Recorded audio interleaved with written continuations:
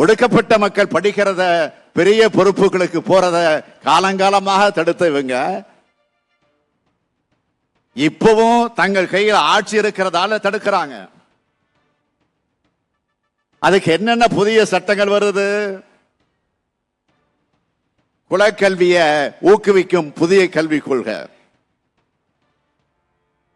ஏழை நடுத்தர மாணவர்களின் மருத்துவ கனவை சிதைக்கக்கூடிய நீட் தேர்வு, ஒன்றிய பணிக்கான தேர்வுகள்ல தமிழை புறக்கணிச்சு இந்தி சமஸ்கிருத திணிப்பு செஞ்சு நம்ம பிள்ளைகளோட வேலைகளை பறிக்கிறாங்க. பொருளாதார அடிப்படையில் இடஒதுக்கீடுன்னு ஒடுக்கப்பட்ட மக்கள் மேலும் மேலும் அவங்கள ஒடுக்க பார்க்கிறாங்க. இப்படி அநியாயமா நம்ம உரிமைகளை பறிக்கிற கூட்டம் தான் பாஜக.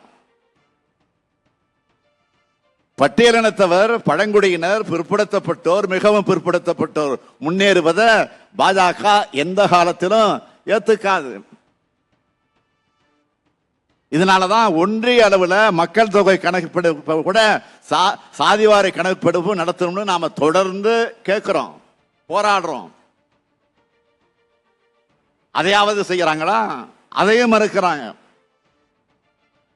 இதனால்தான் சொல்றோம், நாட்டின் சிறுபான்மையின மக்களுக்கு மட்டுமல்ல பெரும்பான்மை மக்களுக்கும் எதிரி பாஜக மீண்டும் மீண்டும் அழுத்த நிறுத்தமாக நான் சொல்றேன். இது மட்டுமா?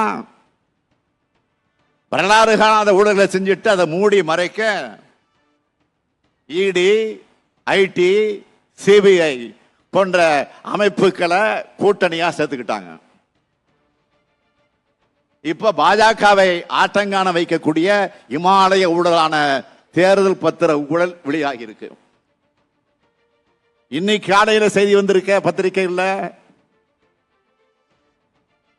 ஒன்றிய நிதியமைச்சர் நிர்மலா சீதாராமனுடைய கணவர், நிதியமைச்சர்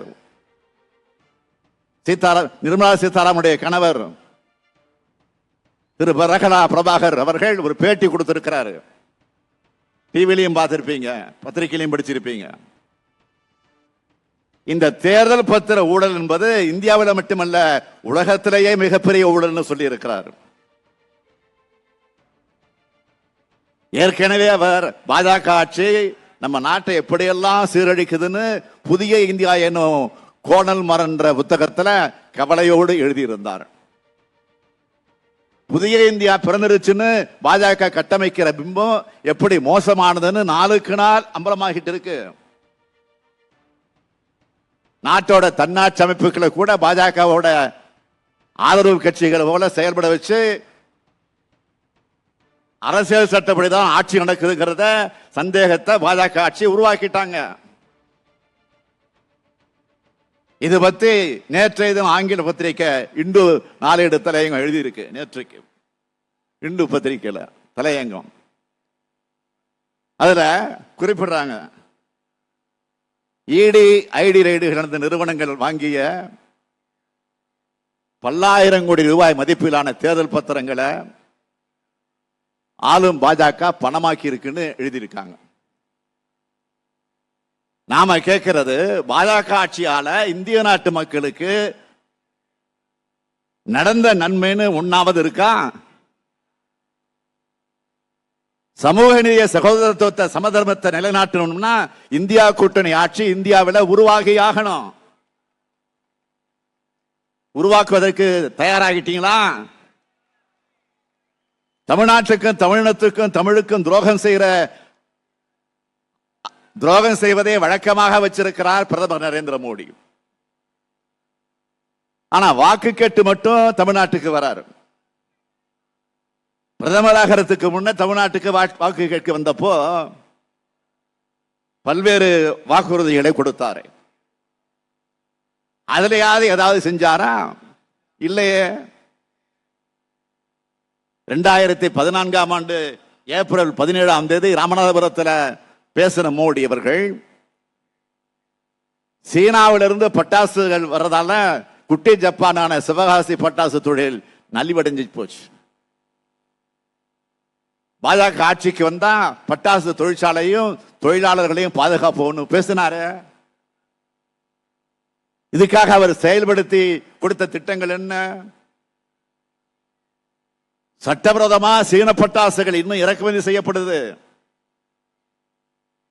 சீன பட்டாசுகள் பல்வேறு மாநிலங்கள்ல குறைந்த விலையில கிடைச்சது.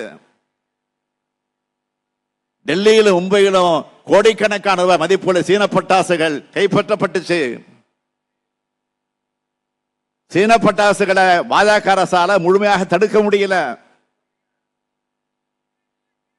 இதனால சிவகாசியில 1000 கோடி ரூபாய் அளவுக்கு பட்டாசு தயாரிப்பு சரிவை சந்திச்சது. இப்படி தொழில் நலிவடைந்திருந்த போது ஒன்றிய அரசு கொண்டு வந்த ஜிஎஸ்டி வரி விதிப்பால ஆடம்பர பொருட்கள் பட்டியல பட்டாசையும் சேர்த்து 28 விழுக்காடு வரி போட்ட கட்சி தான் பாஜக.